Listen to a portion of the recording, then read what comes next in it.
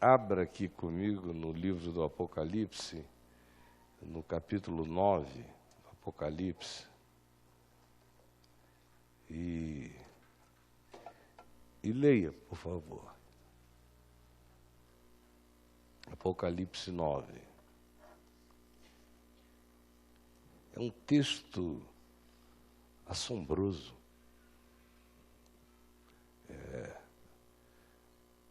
Um texto sobre a doença do desespero humano, da angústia humana, sobre o crescente desassossego humano, que todo mundo aqui testemunha. Eu lido com o desespero humano a partir do meu próprio desespero, que se me tornou insuportável quando eu era muito novinho, mas as minhas sensibilidades se acumularam contra mim e eu perdi completamente a vontade de viver. Muito novo. Ao mesmo tempo em que, alguns anos antes, eu já vinha vendo como a juventude não tem poder de parar a angústia do desespero no coração humano. Na maioria das vezes, ela tem um poder enorme de distrair o desespero, mas não de pará-lo. E não há idade para a angústia começar a latejar no coração humano. Tem gente aqui que se recorda de desassossegos inexplicáveis ainda na infância, no coração. Outros já na puberdade, outros na adolescência, outros a vida inteira, outros nem tanto.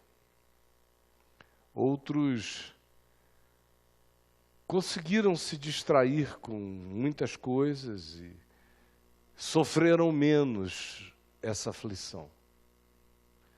Ou então a tiveram, mas fugiram dela, anestesiaram-se em relação a ela, preveniram-se drogando-se, ou acharam que uma existência entregue à promiscuidade, à excessiva eroticidade, ou a qualquer forma de estímulo, e poucos estímulos são tão poderosos quanto os que decorrem da sexualidade que se entrega à extravagância, para ver se assim fazendo preveniam no coração, consciente ou inconscientemente, a chegada dessa era do desassossego na vida.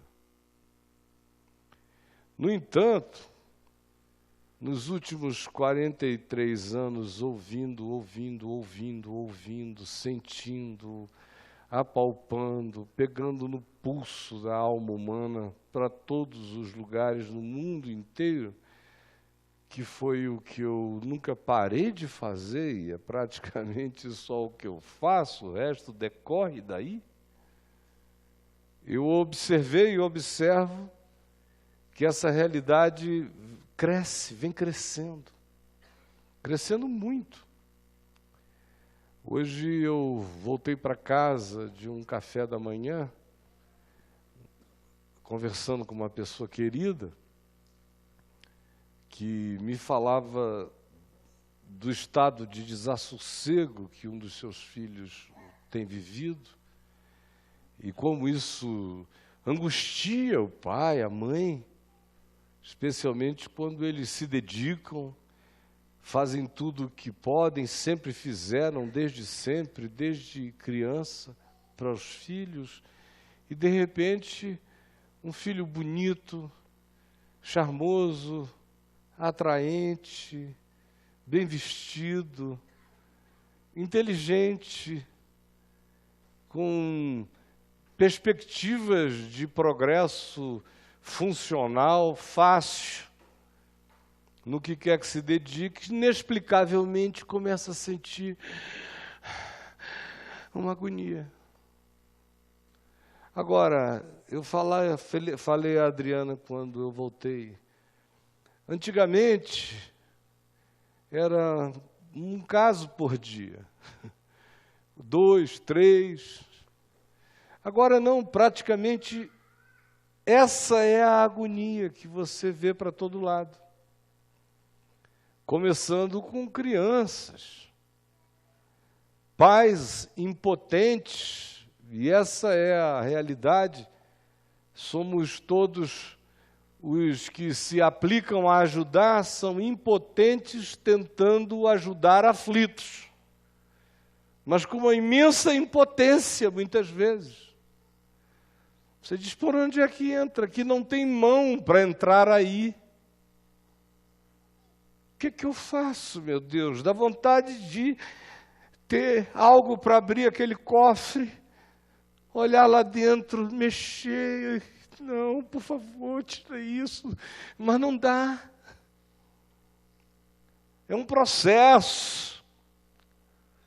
E esse acometimento é frequentemente inexplicável.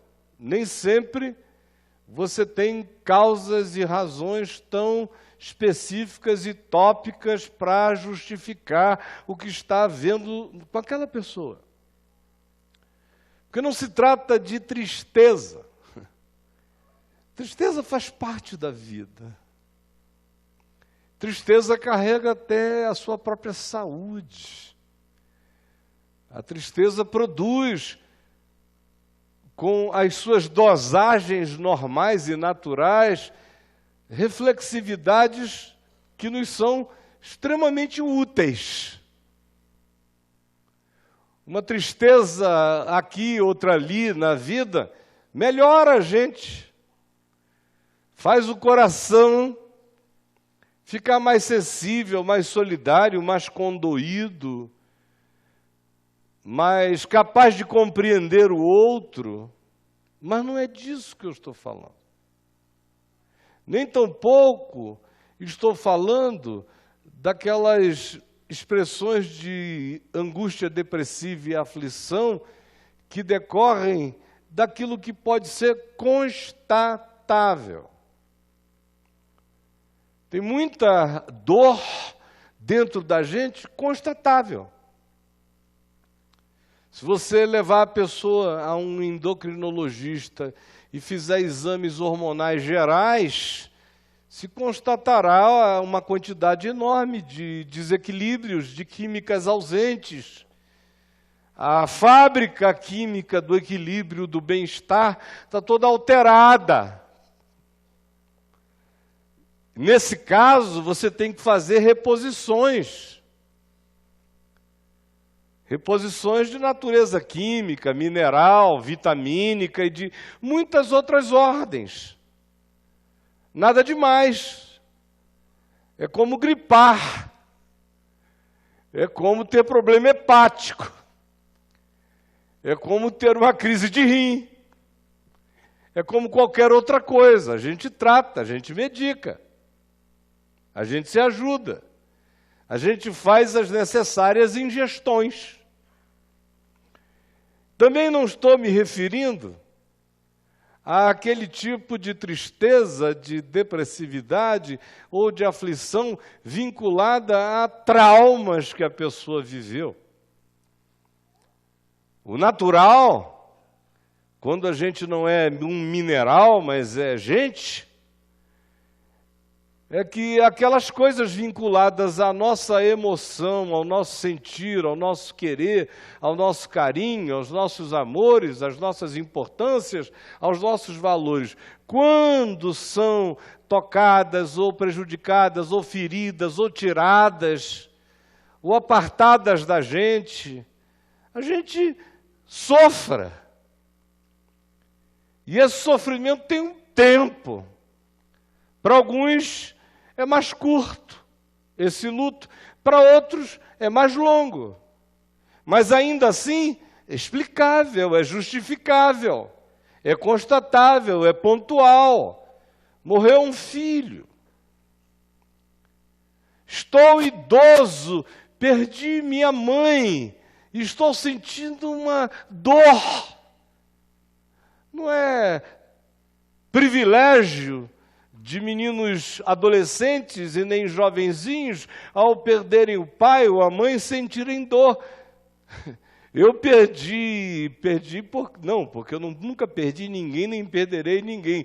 Minha mãe foi levada, foi redimensionada em Deus para a glória, e eu fiquei aqui na bagaça horizontal que me compete, planetária, e acostumado a lidar com a dor. Já sepultei pai, já sepultei filho, já sepultei 2 filhos, já sepultei irmão, já sepultei todo mundo.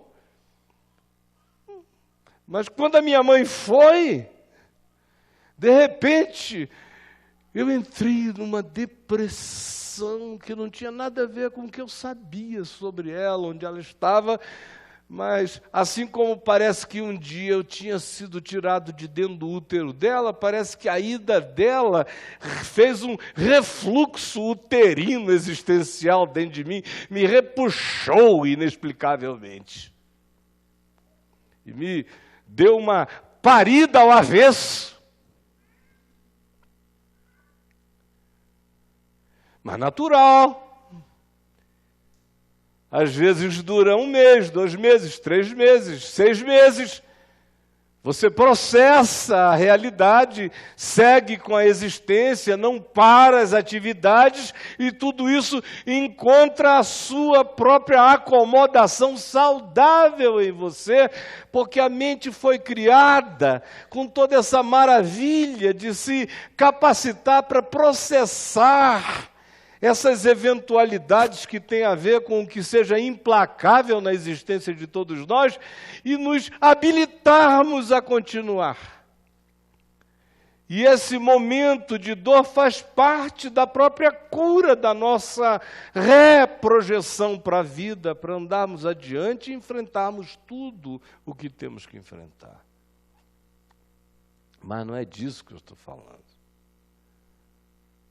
Nem daquela depressividade que às vezes toma conta do coração da gente, quando você vê que tudo aquilo pelo qual e pelo que você trabalhou, em relação a que você se esforçou, se deu, investiu, foi subitamente relativizado.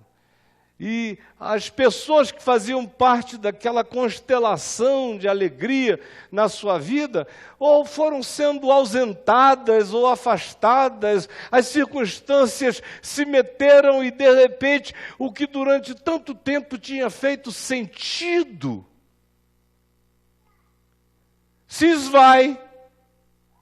E o indivíduo não sabe nem bem quais são as suas referências sociais, relacionais, fraternas, familiares, afetivas, para continuar, porque tudo se dissolveu tão rapidamente. E o coração se angustia, se esvazia aflitivamente. Mas não é disso que eu estou falando. Tudo isso é explicável, tudo isso faz parte do ciclo. Tem tempo para tudo debaixo do céu, como diz a Escritura. Tem tempo de chorar, tem tempo de sorrir, de gargalhar, tem tempo de nascimento, tem tempo de morte, sepultamento, tem tempo de regozijo, tem tempo de lágrimas, faz parte. Essa ciclotimia, até aí, não é o que trabalha contra nós. Nunca foi. Eu estou me referindo, gente, a um negócio muito mais sério. Muito mais profundo. Eu estou me referindo a essa angústia que cresce entre nós e vai aumentar, aumentar, aumentar. Aumentar para cada um aqui, vai aumentar para os nossos filhos, vai aumentar para os nossos netos, vai aumentar para quem vier. Só vai crescer. que é essa agonia da era, que o pai está do lado, a mãe está do lado, os filhos estão bem, está todo mundo saudável, você não está desempregado, o seu corpo está inteiro, sua alimentação não está ruim, você vai e se examina e você está com todos os elementos no lugar. Mas existe um borboleteamento aflito que não cessa nunca dentro de você.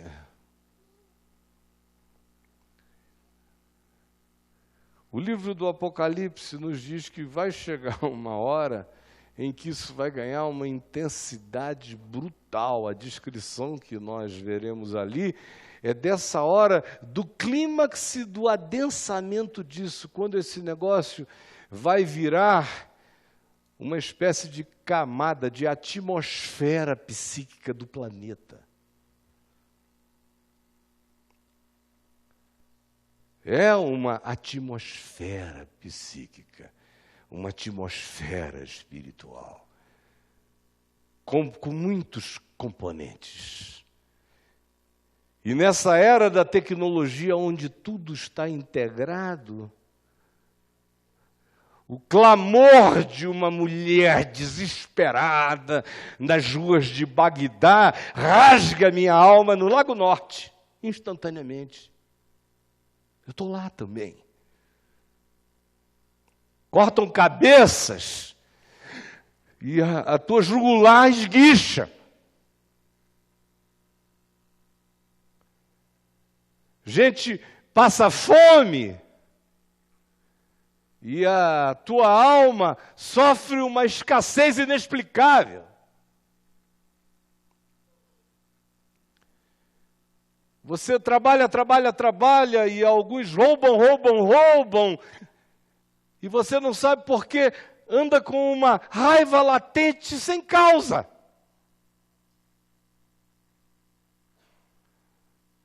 Você ama uma mulher, você ama um homem, você ama a sua família, você deseja o que seja bom para a continuidade daquele vínculo que você está tentando constituir, mas ao mesmo tempo você não sabe por quê, que é tão invadido por um espírito de uma sensualidade, de uma eroticidade, de uma provocação contrária ao que seria natural, porque você ama quem você ama e você planeja o bem que você planeja, mas ao mesmo tempo existem outras forças entrando por todos os lados, provocando.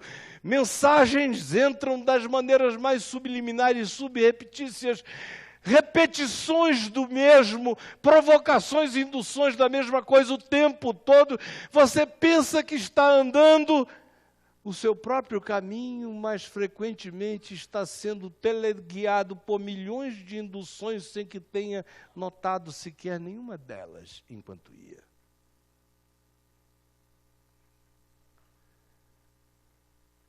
É a angústia da era.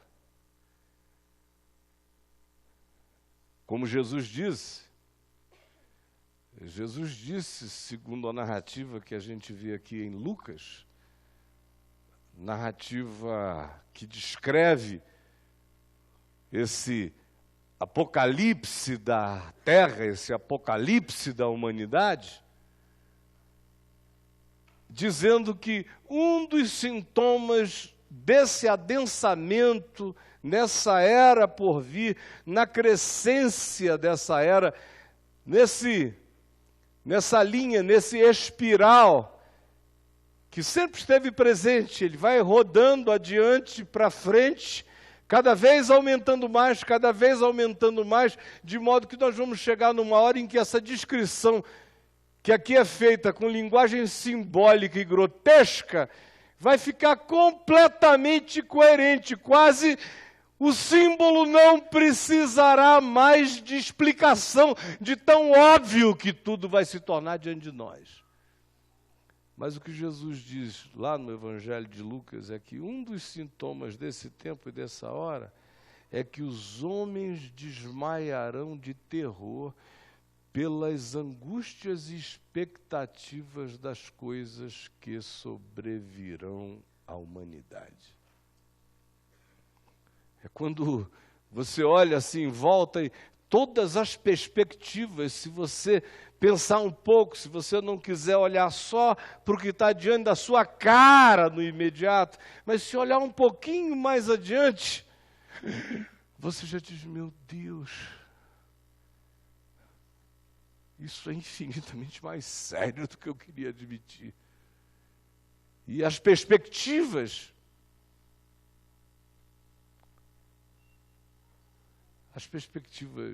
humanas são todas de falência e de impotência. Aí a alma perde toda a ilusão de esperança e começa a entrar em falência. E aí o coração perde todas as perspectivas de fé. Parece que tudo foi um malogro, uma brincadeira de mau gosto. E aquela ausência total de fé produz um vazio insuportável, um abismo para dentro, um buraco inalcançável, para dentro do qual você cai e não está indo para lugar nenhum e mergulhando, todavia, num abismo sem fundo. Vocês sabem, alguns de vocês, muito bem o que eu estou falando. Os homens desmaiarão de terror pela expectativa das coisas que sobrevirão ao mundo. O cara vai chegar uma época, eu não quero aqui descrever, não é? O multifacetamento dessa loucura. Mas vai chegar uma época que o amor terá esfriado completamente. Uma pessoa olha para outra e é como quem olhou para um pedaço de pau. É assim, ou não é? Passa por cima. Está atrapalhando aqui, cara. Está lá olha o corpo caído na área, irmãos. Mas ninguém vê.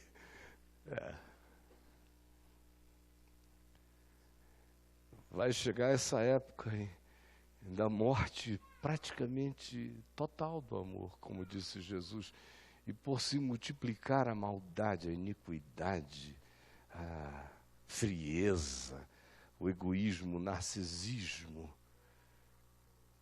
a loucura, o amor se esfriará do coração de quase todos. Aí o que nós vamos ter,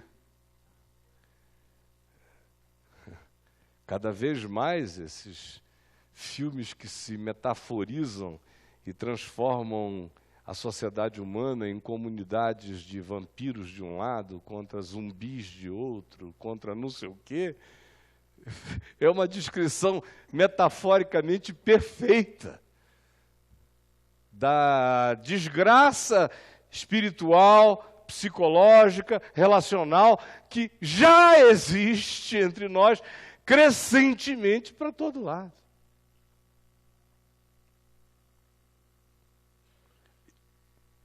E aí, olha só, os homens desmaiarão de terror. Você sabe lá o que é isso? É o cara que vai andando na rua e não aguenta a agonia, indo para o trabalho com aquela agonia, e vai ter gente caindo com crise de pânico. O nome disso é crise aguda de pânico. Na linguagem do Novo Testamento, na linguagem de Jesus, é desmaiar de terror pela expectativa das coisas que sobrevirão à humanidade. Na linguagem contemporânea, vocês sabem que um dos sintomas de crise de pânico aguda é que é um terror desmaiante, realmente. E o cara, você vai começar a ver gente caindo de angústia nos trabalhos, nos escritórios, nos metrôs, nos ônibus, nos carros. Vai ter uma nova qualidade de acidente, é o acidente fruto da angústia.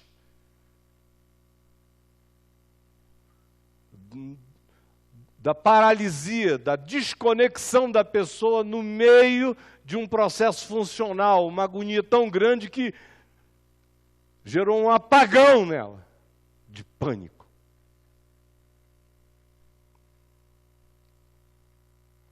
Em alguns lugares da Terra acontece cada vez mais. Alguém estava dizendo outro dia, numa reunião de terça-feira lá em casa, essa semana tem, toda semana tem com a Adriana, dando uma estatística da quantidade de pessoas se suicidando no dia, na cidade de Brasília, no plano piloto. Suicídios diários de gente que não está passando fome.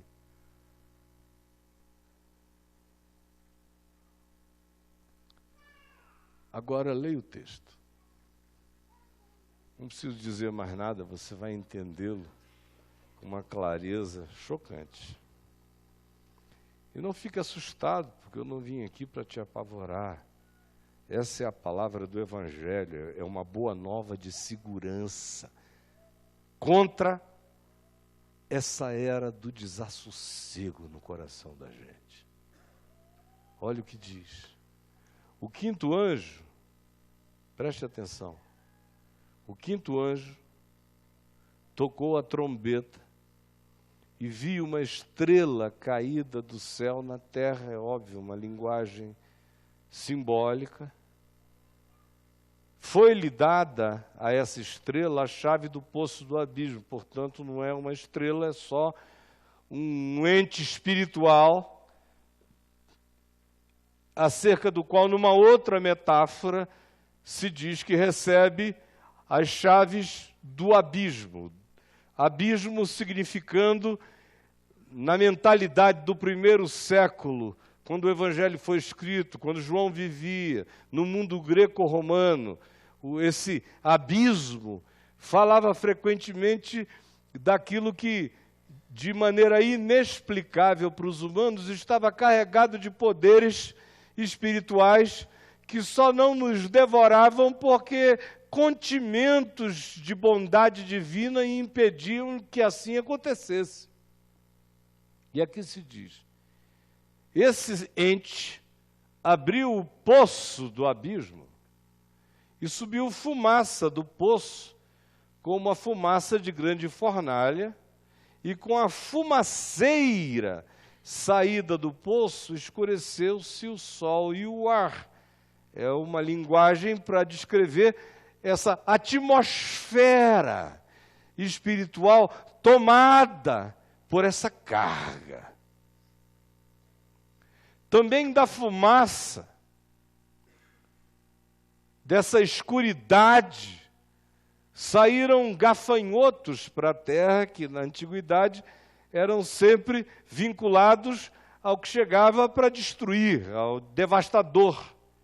Vieram gafanhotos para a terra e foi-lhes dado o poder que têm os escorpiões da terra. Imagina que desgraça, um gafanhoto dando picada de escorpião. Isso é pior, a zika vírus vira o mucuim de fazer cócega desse bicho aqui. Nunca vimos nada igual. Essa é a arma biológica perfeita, se fosse concreta. Mas olha a descrição, é uma descrição de natureza espiritual. Esse poder destrutivo carrega, e aqui diz a cauda do escorpião, essa capacidade de envenenar de angústia a alma humana. É o veneno da agonia. E foi-lhes dito a esses seres que não causassem dano à erva da terra, o que deixa bem claro que se está falando de uma linguagem simbólica, porque senão um gafanhoto atacaria logo, eram as ervas, mas é uma linguagem simbólica, e esse verso 4 deixa bem claro, para ninguém ter dúvida, que se está falando de algo que se vincula exclusivamente à alma humana. Portanto, se diz, foi-lhes dito que não causassem dano à erva verde, nem a qualquer coisa verde, nem a árvore alguma, mas tão somente aos homens que não têm o selo de Deus nas suas frontes. É claro que não se está falando de uma tatuagem na testa. É fronte espiritual, selo de Deus é a manifestação de um vínculo, a certeza de um pacto, a convicção de um pertencimento. Selo é o que caracteriza pertencimentos, propriedades de quem você é. Eles têm a liberdade de fazer mal, de angustiar a alma de qualquer criatura humana, exceto daquele que carrega o selo de pertencimento de si mesmo a Deus e guarda no coração, marcado a ferro e fogo, a certeza desse pertencimento. Naqueles dias terríveis, escuros para a alma, para o espírito, dias ensolarados do lado de fora. A descrição toda é de um universo espiritual, do que as pessoas vão estar vivendo, apesar de estarem onde quer que estejam, em ambientes que externamente possam até ser favoráveis, mas do lado de dentro não existe nenhuma correspondência. Naqueles dias os homens buscarão a morte, não a acharão. Aí você diz, como é que pode? É tão fácil se matar. Realmente é, não é? Se quiser, aqui não é, nessa rua aqui é um pouco difícil. É quase um passa-ônibus. Mas tem alguns lugares onde o cara começa a reclamar muito para mim, eu digo, meu amigo, eu quero morrer. Para de papo furado. Está afim mesmo? Eu te ajudo rapidinho. Fecha o olho, atravessa aqui a Barata Ribeiro correndo. Quantas vezes eu já falei? Duvido que você escape. Espera o sinal ali da Santa Clara abrir. Falei várias vezes. Para aqueles falsos suicidas que ficam querendo te encher o saco com agonias de papo furado. Não é desse que eu estou falando, não. E eu discerno bem um do outro. Fecha o olho e corre numa diagonal, que eu te garanto ali que o 134 faz o serviço. Passa por cima, bonitinho, rapaz. Então, aí você pergunta, mas como é que pode esse negócio de, naqueles dias os homens buscarão a morte e não a acharão? Eu acho interessante que a palavra, o verbo usado, buscar, aqui, denota sempre essa resfolegância, essa vontade de, muito mais do que a realização de algo, é uma aspiração. Praticamente o que se está dizendo é que morrer vai chegar a uma certa hora que vai passar a ser uma aspiração.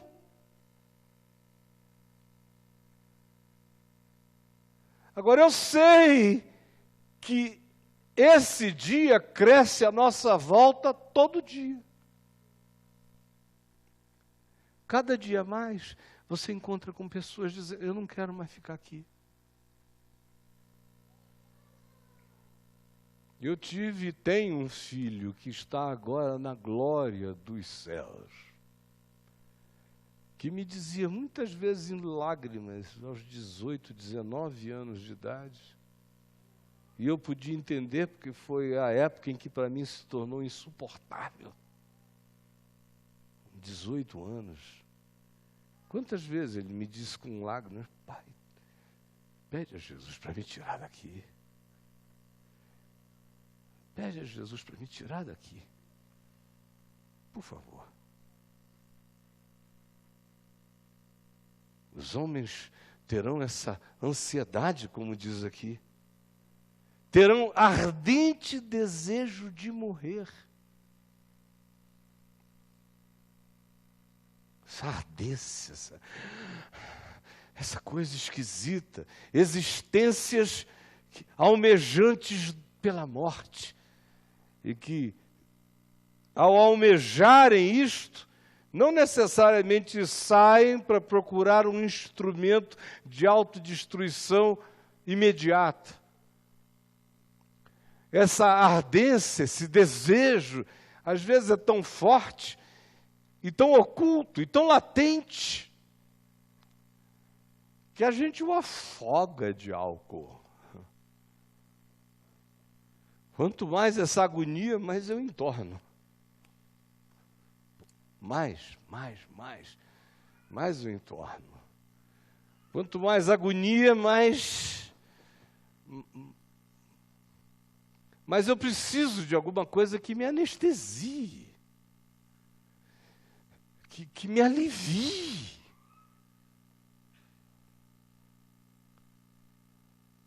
Que me distraia de mim, dessa coisa que não cessa. Vocês sabem do que eu estou falando.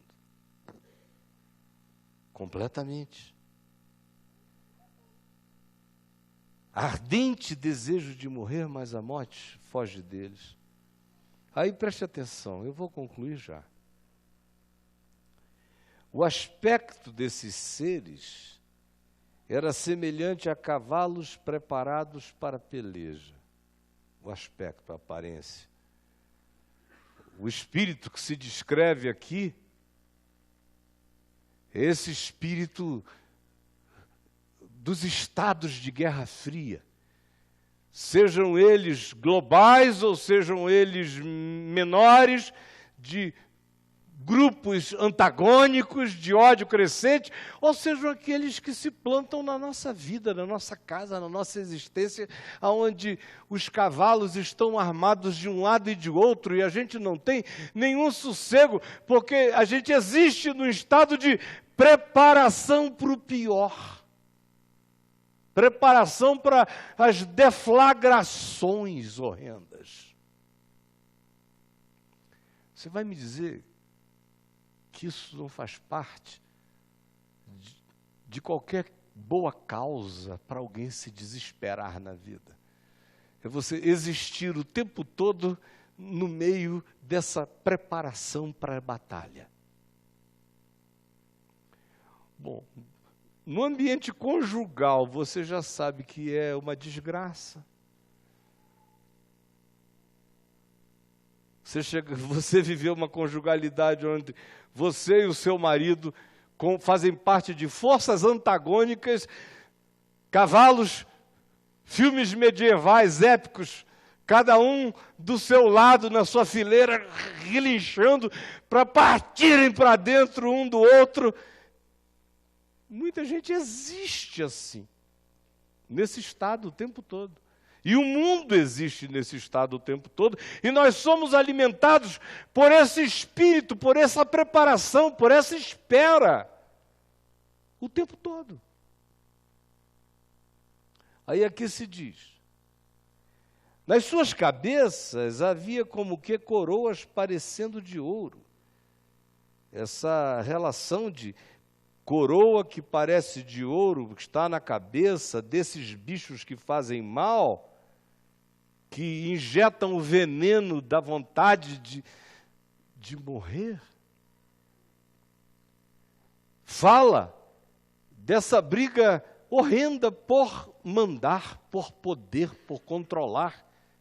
Essa obsessão pelo controle, pela coroa de ouro, pelo domínio, por ver quem manda, que destrói a gente dentro de casa tanto quanto globalmente na terra toda. É só você não ter preguiça de pensar no que eu estou dizendo. Isso pode te ajudar, meu querido, minha querida. Presta atenção. E os rostos eram como rostos de homens, tem toda a inteligência humana. Não é humano. É como. E a gente vive esse ambiente onde, na realidade, gente, todos nós parecemos com os humanos, mas nem todos nós ainda e continuamos a ser totalmente humanos. Nós temos inteligência funcional de humanos. Mas o coração, dia a dia, perde humanidade. Nós temos inteligência e funcionalidades humanas, enquanto vamos perdendo, estranhamente, a nossa humanidade. Tinham também cabelos como cabelos de mulheres. Todo esse apelo, esse glamour incessante pela sensualidade, pela sedução.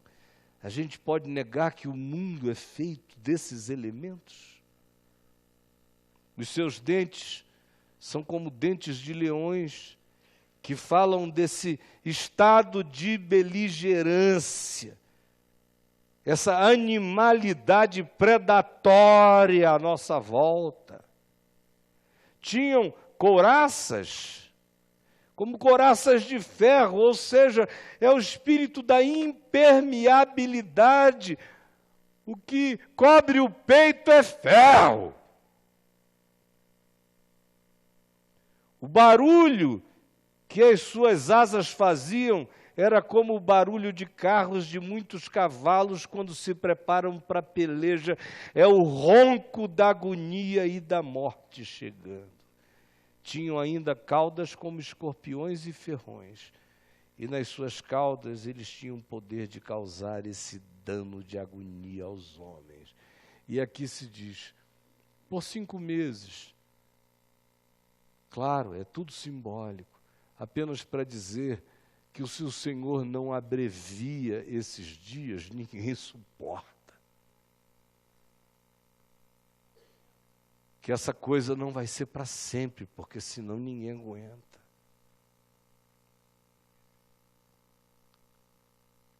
E aí se conclui. E tinham sobre eles como seu rei o anjo do abismo, cujo nome em hebraico é Abaddon e em grego Apolion, que significa o destruidor. E é interessante que a força dessa destruição é justamente, sobretudo, aquilo que mata a esperança no coração. Eu me fiz compreender? Se eu me fiz compreender, por favor, diga sim. Se você não entendeu, diga não. Não entendeu nada? Então você me procura no final, eu terei todo o prazer de te explicar. Mas você entendeu? Então olha aqui para mim. Se eu tivesse vindo aqui para dizer isso, eu iria pedir a vocês que não voltassem domingo que vem. Porque ninguém está precisando de uma boa dose de agonia no domingo à noite. Para começar a segunda-feira, com aquela latência angustiosa, entendendo tudo mais claramente. Ai, meu Deus! Por isso que eu prefiro não saber de nada.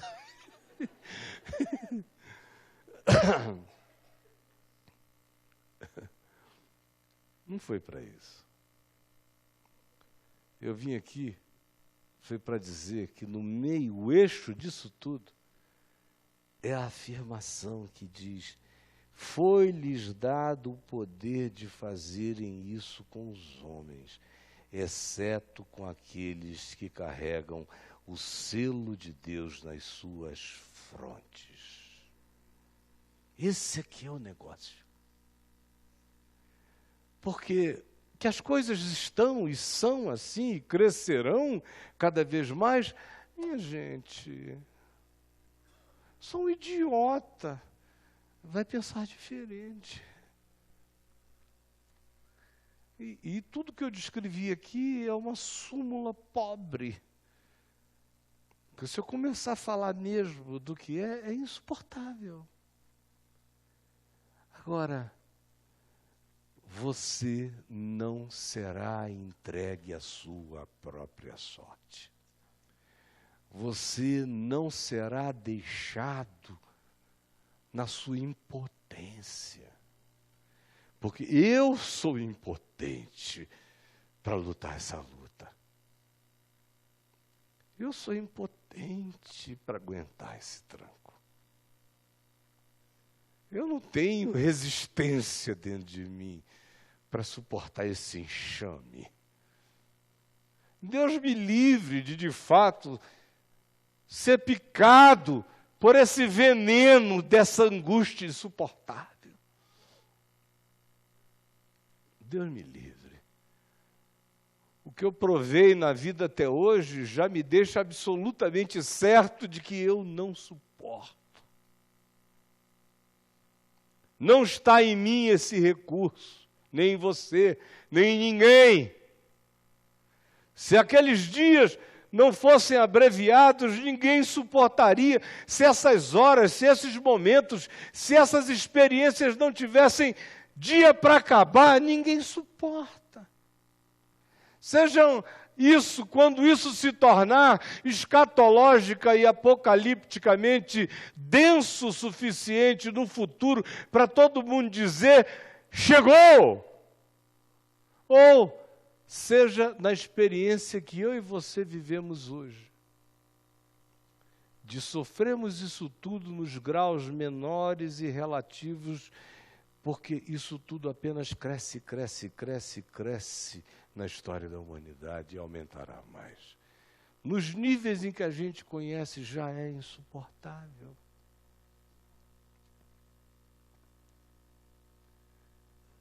O selo de Deus nas suas frontes.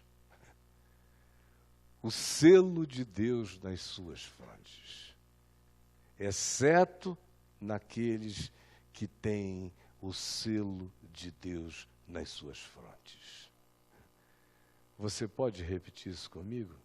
Exceto naqueles que têm o selo de Deus nas suas frontes. Agora, preste atenção, vou falar só 10 minutos mais. O que eu estou dizendo aqui não é que todas essas depressões e tristezas que eu aludi no início, que tem causa, explicação, significado, constatabilidade,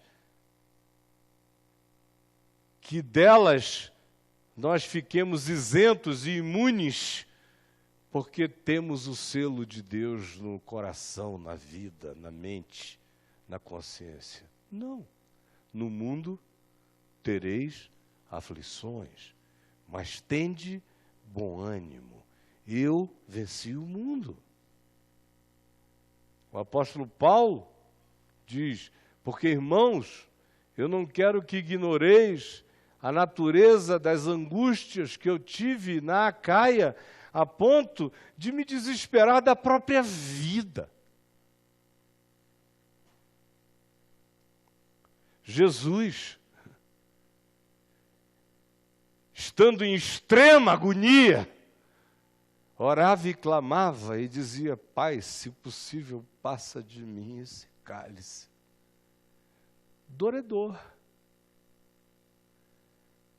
O selo de Deus na minha fronte não é um analgésico espiritual para eu não sentir dor. Quem quer que lhe prometa isso está mentindo, enganando e despreparando você para a vida. Não. O selo de Deus na minha mente não produz imunidade contra as dores naturais de ser e de existir. Esse selo de Deus na minha fronte me marca definitivamente contra essa angústia que decorre de não haver mais nenhum sentido para mim E quando o selo de Deus está na minha mente, o que é equivalente a ter a esperança do Evangelho, da ressurreição, a certeza da glória, da indestrutibilidade do meu espírito, da minha vocação eterna, da graça de Deus que me acompanha enquanto eu atravesso a tenebrosidade deste ou de qualquer outro mundo, deste tempo ou de qualquer outra era, olhando firmemente para o autor, para o consumador da minha fé, ressuscitado dentre os mortos, vitorioso sobre a morte, assentado acima de todo principado, potestade e poder, acima de todo rei do abismo, e que tem nas mãos as chaves da morte e do inferno, é aquele que estabelece os limites das ondas, tanto do mar quanto das agonias, é o mesmo que mantém toda a ordem universal, é o mesmo que mantém a Terra oscilando a 4,5 bilhões de anos, enquanto gira em anos que não mudam, oscila, na oscilação necessária para produzir todas as formas de vento e de circunvalações que promovem a vida que nós temos, que faz todos os seus ciclos com pontualidades que os nossos relógios atômicos não alcançam. Esse é aquele em quem eu confio, eu creio, que é meu Pai, que sabe de mim, que não me deixa, que disse: eis que eu estou convosco todos os dias até a consumação de todas as eras.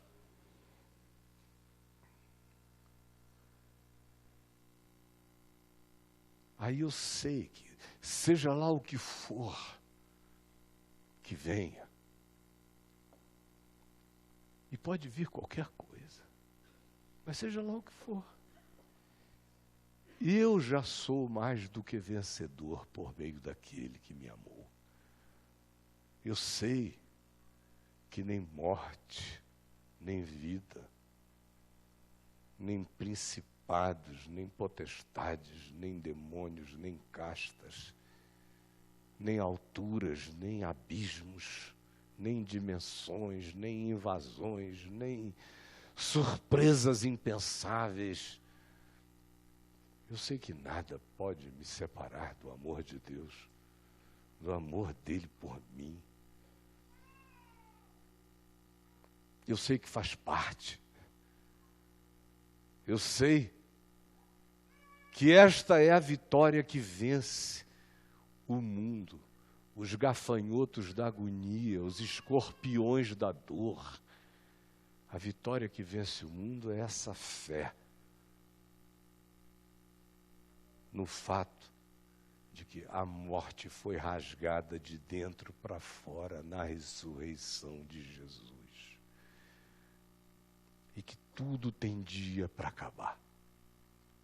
Eu sei em quem eu tenho crido. E é por isso que, sem nenhuma fantasia, eu vou dizer para mim mesmo, no meio de toda e qualquer luta da vida: eu estou combatendo o bom combate. Vou completar minha carreira. E vou guardar a fé. Como diz Paulo escrevendo em Efésios, no capítulo 1, veja aí nos versos 12, 13, 14, ele disse que nós todos que cremos nisto que eu acabei de dizer.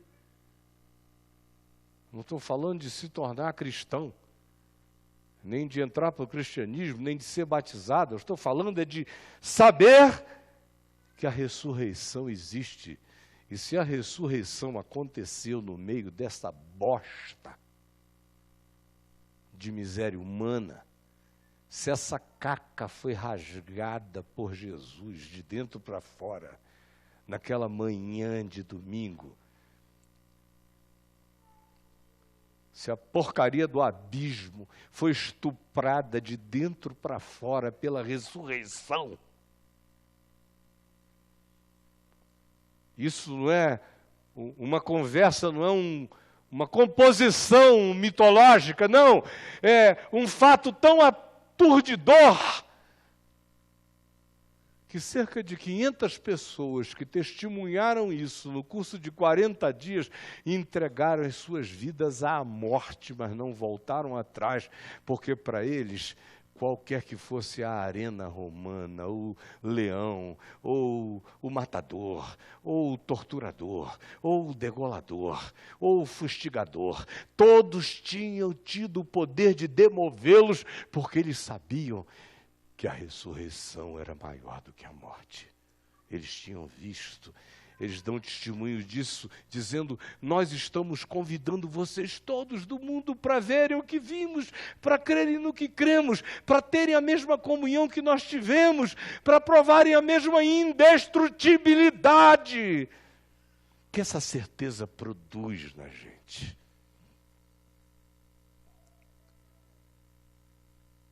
Efésios 1, 13. Paulo diz: porque nós que cremos no Evangelho, recebemos o penhor, o selo, a garantia de Deus, de que tudo o que nos foi prometido no Evangelho será cumprido. Nós recebemos o penhor do Espírito Santo, somos habitados pelo Espírito de Cristo. Deus nos deu o seu Espírito, entregou um penhor, a joia eterna, colocou dentro de mim e disse: não tenha medo, eu venho pegar. Eu me ponho em ti, minha garantia de que ninguém te arrebatará das minhas mãos é que eu vivo em ti, não tema, portanto. Agora, se você não crê, não adianta nada. O sentido nasce do absurdo dessa fé. E fortalece você de dentro para fora.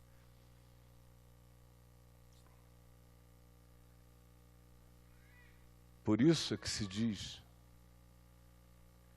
porque eu estou bem certo, muito bem certo, e aprendi a viver contente em toda e qualquer circunstância. Sei viver humilhado, exaltado, sei ter, sei não ter, sei conseguir, sei perder, sei tudo, e aprendi que eu posso tudo naquele que me fortalece. E ele me fortalece se eu mantenho viva dentro de mim essa esperança, essa certeza de que a ressurreição arrombou a morte de dentro para fora. Aí esses poderes que fazem a gente ter ardente desejo de morrer são trocados no coração pelo desejo que faz a gente ter esperança e alegria na eternidade. Vai ter gente passando pela vida com vontade de morrer. E você pode passar pela vida com vontade de viver cada vez mais. Mesmo quando eu olho em volta e digo: esse mundo virou uma bosta. No entanto, eu não tenho vontade de morrer. Eu tenho vontade de transcender a merda. Vontade de transcender, entrar na eternidade. Vontade de beijar a glória de Deus. E esse poder, que na hora que tudo aparentemente parece falido, no seu coração, todavia, você diz: não podia ter sido mais falido quando o inferno gargalhou, quando o Filho da vida, o autor da vida, morreu, quando um silêncio retumbante e eterno se estabeleceu num sábado de frustração indescritível para quem tinha crido, para quem creu, até que de dentro para fora a vida foi parida, arrancada do abismo, vencida de dentro do Hades para a glória eterna, quando Cristo Jesus se levantou da morte. Isso não é política de governo, nenhuma ideologia carrega isso. Essa é a loucura da pregação. Essa é a loucura do Evangelho. Esse é o poder e é o fator indestrutível da ressurreição. Esse é o caminho, a verdade e a vida. Essa é a vitória de quem crê. Você quer? O selo de Deus. Vamos ficar em pé.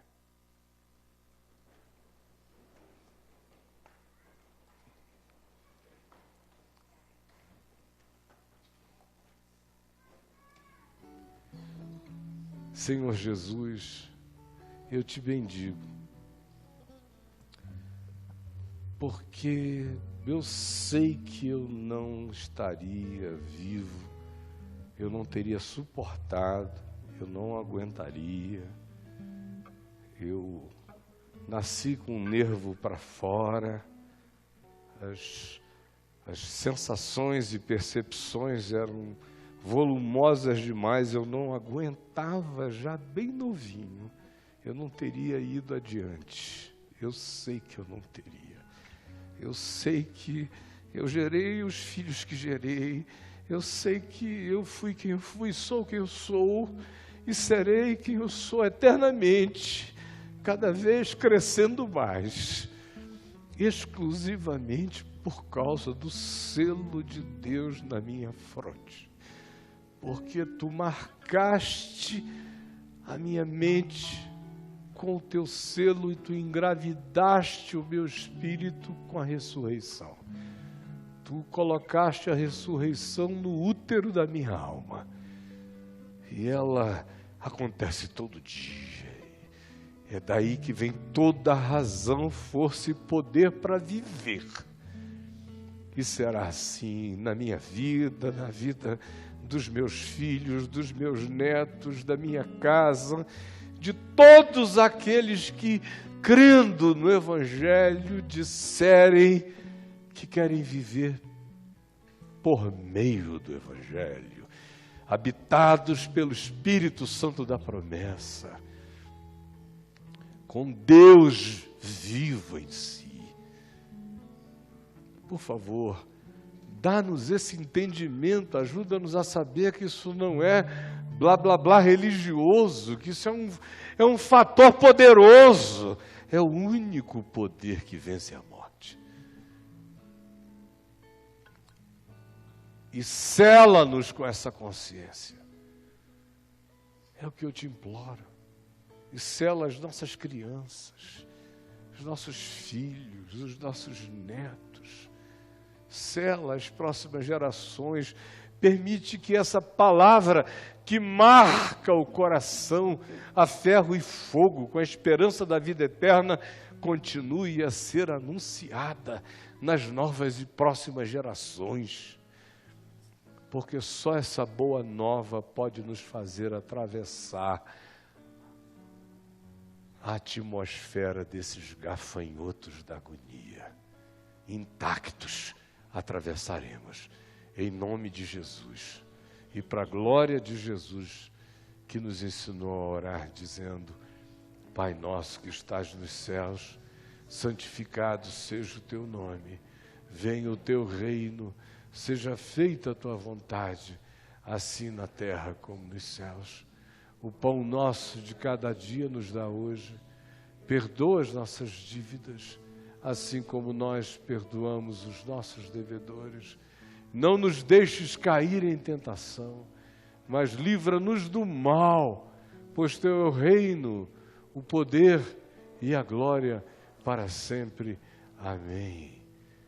E que o amor de Deus, o nosso Pai,